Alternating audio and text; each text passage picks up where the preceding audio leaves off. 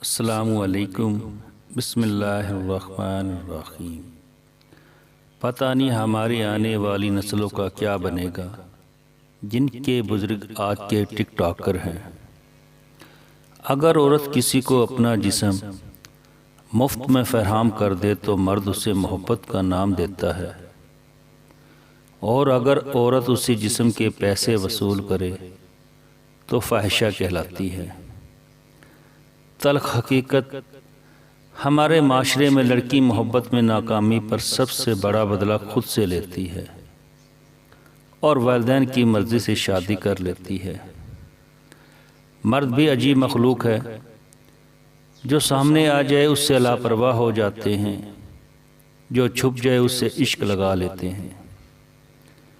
پہلے مجھے لگا تھا کہ وفادار ہیں آپ، لیکن پھر پتہ چلا کہ اداکار ہیں آپ یقین کیجئے، کچھ لوگوں کو پہلی محبت ہی قبر تک لے کر جاتی ہے۔ محبت کے سفر میں اکثر عاشق کی جیب پیسوں سے اور محبوب کا دل محبت سے اکٹھے خالی ہوتے ہیں۔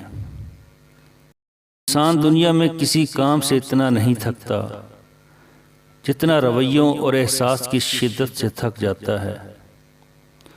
عورت کو تو جنگ میں بھی مارنے کی اجازت نہیں۔ اے ابن آدم، آپ محبت میں اسے مار دیتے ہو۔ سنبھل کر رہیں ایسے لوگوں سے جو پہلے رو رو کر آپ کے درد پوچھیں گے، پھر ہنس ہنس کر لوگوں کو بتائیں گے۔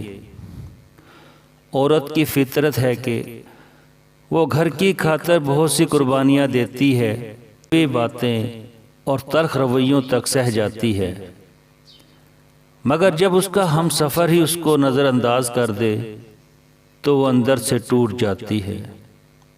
عورت کا حوصلہ اس کا شریک حیات ہی ہوتا ہے۔ جب مرد نے عورت کا جسم استعمال کرنا ہو تو وہ 3 کام کرتا ہے۔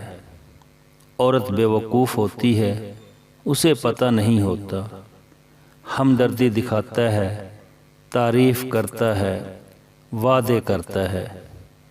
کبھی کسی کو موقع نہ دیں کہ وہ آپ کو برباد کر سکے۔ اگر کوئی آپ کو فون نہیں کرتا تو آرام سے سو جائیں۔ اگر کوئی آپ کو میسج نہیں کرتا تو کسی کا انتظار نہ کریں، کیونکہ آپ سب سے اہم ہیں۔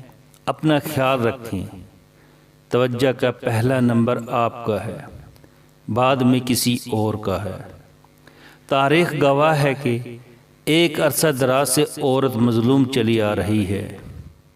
یونان میں، مصر میں، عراق میں، ہند میں، چین میں، غرض ہر قوم میں، ہر خطے میں کوئی ایسی جگہ نہیں تھی جہاں عورتوں پر ظلم کے پہاڑ نہ ٹوٹے ہوں۔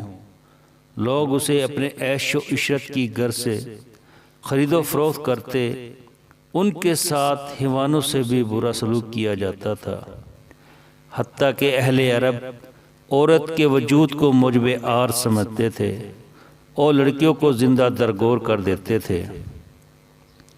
ہندوستان میں شوہر کی چتا پر اس کی بیوہ کو زندہ جلایا جاتا تھا۔